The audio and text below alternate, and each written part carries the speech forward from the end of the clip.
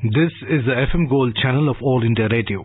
In the weekly program Money Talk, now we bring you a discussion on export of onion and other essential commodities and its impact on economy. The participants are Maithili Mushnurmat, economic analyst, and Arjun J. Chaudhary, journalist. In today's program, we will try and understand what led the government to allow the exports of onion to continue from March 15. What were the circumstances which led to the government prohibiting the export in September 2019? And what are the facts facing farmers right now in terms of pricing and the demand for onions as well in the market for this type of food commodity? So, Maithili, what were the reasons for the government to allow the export of onions? What are the circumstances in terms of tonnage and production of this winter crop? See, the problem, Arjun, I think one must go back a little further in time when the government first imposed a ban in early September. First, in fact, they introduced what is known as the minimum export price.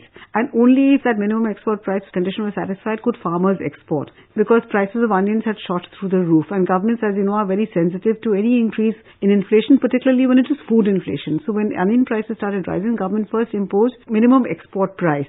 Since that didn't serve to bring down the prices, subsequently followed it up with an export ban. Unfortunately, from the farmer's perspective, certainly, the fact is that our agricultural policies have always had a consumer bias. If government has to choose between something that benefits consumers and something that benefits farmers, it's invariably what benefits the consumers rather than the farmers, despite all the talk of, doubling farmers' income, and the governments, even earlier governments, also successive governments, have all talked about how you need to kind of be kind to the rural areas, the farmers, etc. But in practice, when it comes to actually implementing policies, all governments have tended to favor consumers. So this ban was imposed. Now, subsequently, when prices have fallen, they've crashed very dramatically, and farmers are actually unhappy, because at the time when they could have got higher prices in the global market, you prevented them from doing it. And now when prices are crashing domestically, they would like to export. So after a great deal of protests and unrest from amongst the farmers, particularly in the onion growing areas in Maharashtra, the government has now decided that from March 15th, they will allow them to export again. We need to look at this in the larger context of volatility in the price of many agricultural crops, because they are perishable, they have a limited shelf life. So today it is onions, another time it can be potatoes, it can be pulses, it can be sugar. So today's discussion we're talking only about onion, but I think it's a much larger problem, extends to a number of agricultural commodities. Well, you mentioned about the minimum export price, which was set at $850 US, and the government has understand the consumer bias towards the rise and fall in onion prices, because it has impacted the stability of government at the center as well. And your consumers are part of the vast electorate. So as a politician and as a political entity, I'm sure food inflation is uppermost on their mind as compared to the interests of farmers who would like to see the highest possible price for their product. I agree, yes.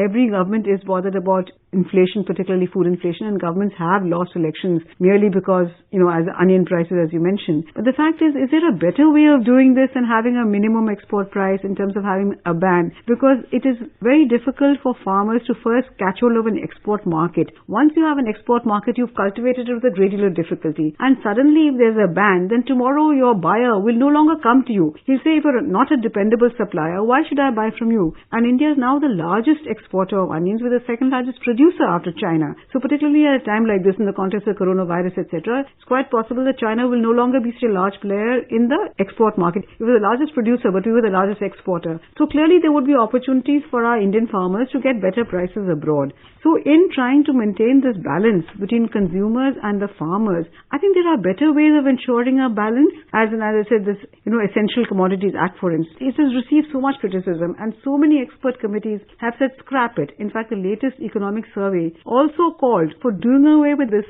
Essential Commodities Act, because like many of our laws, intent is good, but the consequences are far from what are desirable, unintended consequences. So in fact, the economic survey argues that because of the Essential Commodities Act, volatility has in fact increased. So you've not really got the benefits in terms of ensuring that prices remain reasonably stable. It has in fact increased volatility. It has in fact deterred people from setting up the infrastructure needed to preserve these kind of crops. Like if you build warehouses mills, cold storages. So I think there are other ways of doing it, imposing these abrupt bans, because it does more damage than good. The prices really do not come down dramatically and farmers are hurt. So I think when governments, when they're trying to tread this very difficult tightrope walk between consumers and farmers, I think they need to see, is this the best option? Is the ban the best option? And increasingly what we're seeing is the ban is not the best option, but I think governments and their anxiety to get prices down, it's like a knee-jerk reaction. Whereas the other things in terms of improving the infrastructure for storage, doing away with the Essential Commodities Act, these are more difficult things. People like Professor Ashok Gulati, who's a very renowned agricultural economist, has suggested that maybe government can do things like encourage the use of dehydrated onions. If we can do things like that, process onions, and rather than having fresh onions, use the flakes, etc. So I think governments tend to always look at the short term rather than the long term. So perhaps that is the way to go, that you don't kind of have these knee-jerk reactions. So I'm entirely in favor of lifting the export ban, and I think government should not in future impose export bans unless it is very, very grave situation. If farmers can benefit, allow them to benefit, because they also suffer. In fact, what most people don't recall is that in early 2019, the prices of onions had crashed. So farmers suffered quite a great deal. So if you're serious about doubling farmers' income, you need to kind of think of better ways of achieving that end. Well, when you talk about doubling farmers' income, there's also the issue of consumers not being able to pay the high rate for onions per kilogram. We've seen that, and the voicing of the electorate is usually quite strong. You have news coming out in terms of what the feedback is and what the government should do to arrest those prices. And every now and then you find that farmers and the middlemen are always motivated by the export of their product from which they're earning a foreign exchange. So the government is also running a tightrope, as you just said. Coming back to the production, the harvest for the month of March is 40 lakh metric tons as compared to 28.4 lakh metric ton last year. And this was announced by the Food Minister Ramvilas Paswan. What has led to this jump in production right now? No, so farmers also take market signals. So when the prices rise and people are likely to plant more crops, as well as said, in the case of agricultural commodities, very often we see this kind of volatility. So very basically what government could do is that in terms of building things like a buffer stock, not like the kind of buffer stock that we have for cereals, where the Food Corporation of India has now become a huge drag because it has excess buffer stock, but a combination of building some kind of a buffer stock or a price stabilization kind of fund, and at the same time, as I said, doing away with the Essential Commodities Act, ensuring that you have this huge difference between what the producer gets and what the consumer pays, because there's this large number of middlemen. So if you did away with all that, maybe in fact even by allowing FDI in retail, which we have not done in multi-brand, in agriculture, etc. In that case, you would crunch the number of middlemen involved, and you wouldn't have the situation where the consumer pays a lot and the farmer gets very little. From the farm to the plate, as it were, the difference would not be so much. So I think a number of measures need to be taken, and I think one needs to do it for all agriculture. So we saw a couple of years ago pulses. The prices had shot through the roof. Edible oils. So I think there is this problem, as I said, with agricultural commodities, precisely because they are perishable. But just as government does not impose a ban on, say, export of steel or export of cement or export of any other commodity when the prices rise internationally or rise domestically. So I think it's a little unfair to use farmers in order to kind of keep consumers happy, because at the end of the day, one must remember that, farmers also, they have a very difficult task because they're entirely at the vagaries of the monsoon, which is why you'll find successive generations, nobody wants to do farming. So if that is the situation, you must ensure that farming remains at least reasonably attractive. And if you do this kind of thing, it certainly is not going to be attractive at all. So it's a tough call for government, but I do not think farmers should be made a scapegoat for the problems that arise. That's the whole issue behind subsidy, is that food security is very important for the nation. You just mentioned about how important the employment in crop farming is for the future generation. Just coming back to the structure of crop farming itself, don't you think that the absence of forward markets is the reason why there is underproduction or overproduction? And then we talk about consequences like the buffer stock is too high, or for that matter, you have issues with warehousing and cold storage, or finding ways to process the food by dehydration measures, as you just mentioned earlier. Don't you think that there is an absence of forward markets, which is why we're having this issue of supply-demand mismatch? Forward markets would certainly help, but given the kind of farmers that we have, I'm not sure how many of them will really be able to take advantage of that. So I think there are simpler ways of doing things. There's another thing that I forgot to mention earlier is the APMC. The APMC Act, there has been talk of amending it. Government has passed the Model APMC Act, but many states really have not done it. So as a result of which, you have huge mandi taxes. Farmers are forced to bring it only to a particular mandi, which is basically where the middlemen have the ultimate say. So I think there are a number of simpler things too which can be done perhaps. Again, irrigation is something something that we really haven't succeeded in doing on a large scale. So as a result of which, farmers are still, as I said, dependent on the monsoon. And again, what happens in the case of many agriculture commodities is the demand supply is so finely tuned. Like this year, for instance, one of the reasons why we found the sharp spike in prices was because we had excessive monsoon in certain areas. The onion crop was completely destroyed, so we had less coming onto the market. So because you have all these vagaries of the monsoon, you're dependent on what happens in the monsoon, you don't have adequate storage capacity. So I think you really need to have a multi-pronged approach to agriculture. If you look at how much money the farmers get and how much money their urban counterpart gets, certainly the farmers are at the receiving end. So I think the government needs to look at their concerns a little bit more sympathetically. And while it is important to keep consumers happy, it's also important to keep farmers happy. You just mentioned about the channel of distribution, and the mandi is one such channel under the APMC Act. Tell us, some listeners, about what the APMC Act is really about and how does it help farmers. If there is one channel of distribution, of course the export markets and exports is another channel of distribution. And what is the security behind the production itself in terms of minimum support price? See, the minimum support price does not extend, on paper it extends to many commodities, but in practice it is only rice and wheat by and large.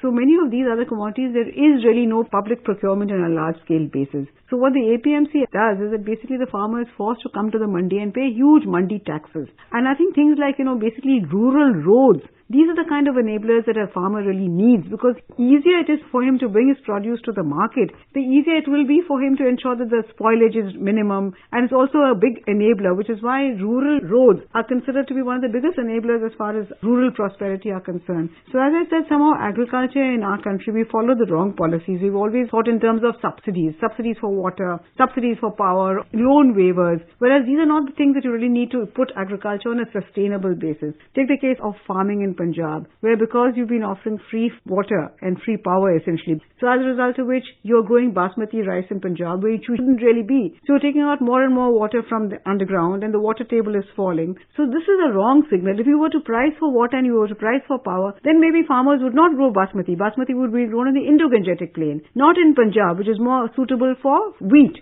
So I think the signals right through in India, what we've done, we've always tried to help agriculture through subsidies. Fertilizer subsidies. Fertilizer subsidies again go mostly to the companies, not to the farmers. So this government has been trying to do things like direct benefit transfer, so that where the benefits are transferred directly to the farmer and not given to, say, fertilizer companies or seed companies. So it's a tall order. It's not easy to undo the kind of neglect and the kind of wrong policies that we followed through all these years, because in 1991 we did reform in industry, but this kind of reform has been missing in agriculture, and that's not going to be easy to do, because the moment you ask a farmer to start paying for his power, his immediate reaction will be, why should I pay for power? So it's going to be difficult. So it's going to be a tough call, as I said, but I think we perhaps really need to realize that it can be done. You spoke about the case of Punjab, where they're drawing so much groundwater, that is 79% of all the water that they're consuming for a crop that is not natural to that particular terrain itself. The geographical indicators don't in any way indicate that that's a crop that you should be growing in Punjab, but because of the